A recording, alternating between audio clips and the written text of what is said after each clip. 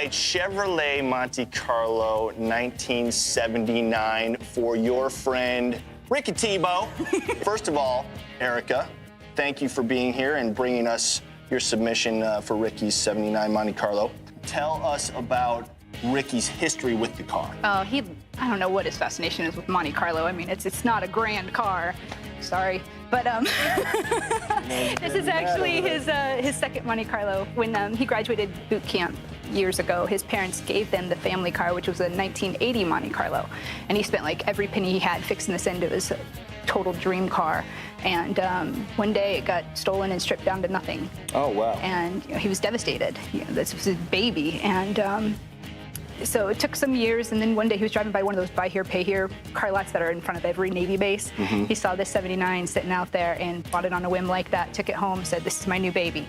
And he's been gradually fixing it up, trying to get it back to where he had the last one. Mm-hmm. He just needs a lot of help. Ricky is planning on selling his daily driver in order to continue with the building of his Monte Carlo, is that right? Yes, it's an old Chevy Silverado, and he loves this truck. But he keeps saying he's going to sell it so he can put the money into the Monte Carlo. I understand that he is Chip Foose's biggest fan. That's an understatement. What kind of guy is he? Oh, this guy, he's a Navy EOD technician, explosive ordnance disposal, kind of like a bomb squad technician. So his job is to go out and defuse bombs. He's put his life on the line more times than I can count, and now I just think it's time that somebody puts him first. He's won 2 Bronze Stars, actually. The V for Valor, which is for heroism, for pulling people out of a dangerous situation. He actually saved 5 people from dying. Wow. I want to be totally honest with you. We usually don't do cars that late from 79. Secondly, we certainly don't want them to be without a daily driver. Well, wait a second. Hold on. I just had a great idea. You thinking what I'm thinking? I'm totally thinking what you're thinking. Why don't we do this? Why don't we overhaul this Impala right here and give it to Ricky? What? You think he'd like that? Are you serious? I'm very serious. You would do that? You think you'd like the 2014 Impala? You okay? Are you serious? Very serious. Think that would score some points with him? That would be, I mean, like, I'm speechless. Ricky, your dream's about to come true, babe. I mean, everything you've ever wanted, and I am just so happy for you. And I love you. Navy EOD tech Ricky Tebow doesn't know that Foose and the A-Team are planning to surprise him with a brand new 2014 Impala overhaul in style. What I'm trying to do is find one line that gives us a real simple, clean two-tone. That is an awesome car. He is going to love that. Chip's insider meeting gave us a direction, but when his final render is complete, we'll have the master plan.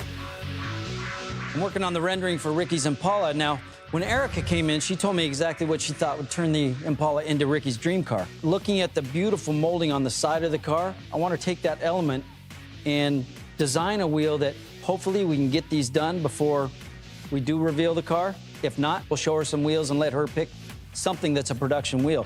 The goal is always to personalize the car and make it Ricky's car. Chip's detailed illustration features a bright blue pinstripe that tells us where he plans on separating the factory's Blu-ray from a new silver color that gradually darkens to the bottom of the car.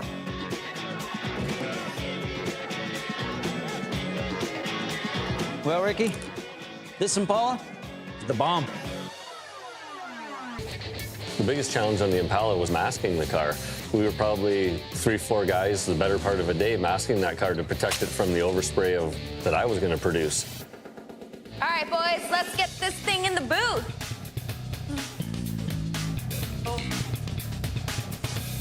All right, Mark, got the Impala rolled into the paint booth, but we're finding out that a masker's job is never done. Right. You know, it looked like it was totally masked, but it wasn't. So we get it in here, lift it up, take the wheels off. Now we're taping the car to the floor. All right, now you and Chip are doing kind of a tag team paint job. You're going to come in, spray the silver. He comes in, does his fade, and then you finish up with the clear. Right. All right, you ready? I'm ready. Let's do it. Mark's spray gun is loaded. This is our new base layer for the lower part of the Impala's two-tone paint scheme. And it's a metallic color, so 2 coats are needed to achieve the best results. Now I'm using the sun gun to simulate natural daylight to make sure that my metallic's all orientated perfectly. I want to make sure that all the metallic's laying down the same. There's a big difference between the fluorescent lights in the booth and outside. As soon as you put that sun gun on it, you see all the metallic. Make sure that everything is the way you want it because it can be very different outside. All right, all the bases on the Impala, it looks really good. I'm gonna go out, Chip's gonna come in, he'll spray the fade, and then we'll clear it. All right, I'm getting ready to take the old brake system off. Putting it on, a little bit more tricky as far as setting everything up. I've mocked up the rotor in place to set the spacing of the caliper bracket.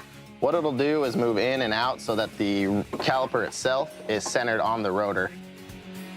While bleeding the system, you have to make sure that you keep the reservoir topped off to the maximum level. So what I'm doing is pumping up the brake pedal so Mikey can crack the lines. You do that so that it builds pressure, and then when it bleeds off, it'll push all the air out and keep the fluid in. How's the pedal feel, Ian? Perfect. All right, so we're good to go. Let's put some wheels on this thing.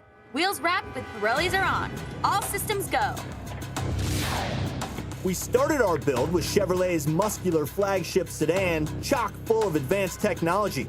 We finished up with a car that also has cool custom wheels, brakes, and perforated leather interior that complements this fantastic boost, two-tone, pinstripe masterpiece of modern metal.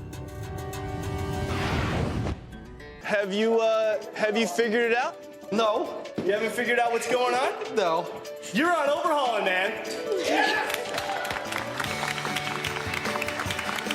Congratulations, brother. Thank you. Congratulations. You were telling us about your 79 Monte Carlo. Why do you love that car? I grew up with that car. I mean, everybody was going to get high or drunk when I was growing up. I was working on my car and put everything I could put into it. You know, my family wasn't rich by any means. I worked at a bicycle shop. I worked at Wendy's, trying to make ends meet, going to high school. When your submission was sent in, Are you serious? we read that in order to pay for the work that you've been doing on your Monte Carlo, you're gonna have to sell your daily driver. So in light of that, I've got some good news for you and I've got some bad news for you. Which one do you want to hear first? No. We'll go for the bad and then I'll get the good. The bad news is we are not gonna be overhauling your Monte Carlo. What? So I apologize for that. Sorry. The good news is that you can sell your daily driver to work on your Monte Carlo because you can drive this. This is your car.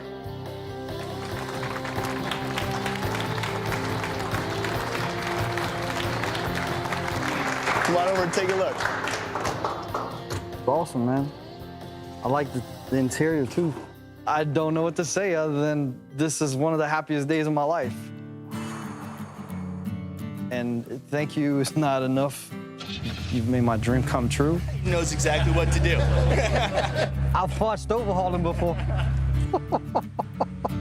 This is one of the nicest things anybody's ever done for me. I just never thought anything like this would happen. Is there anything I can do to help out? Keeping us safe, man. Thank you. I thought he was going to fall out on the floor. It was awesome to see that look on his face and to see how overwhelmed he was. Thank you. Thank you. We've got one last surprise for you. We know that there's someone very special in your life, and they flew all the way in so they could share this special day with you. What really moved me was when Ricky saw his father was here. That father-son connection is very important to me. That respect that he's got for his dad and vice versa. I don't know how to tell him thank you enough for loving me and always being there, for raising me and letting me grow up and be myself. He loves me for who I am, and I love him for who he is. He's an American hero. I wouldn't say hero, but I mean... He's always been to us, to his mom and me. Thank y'all.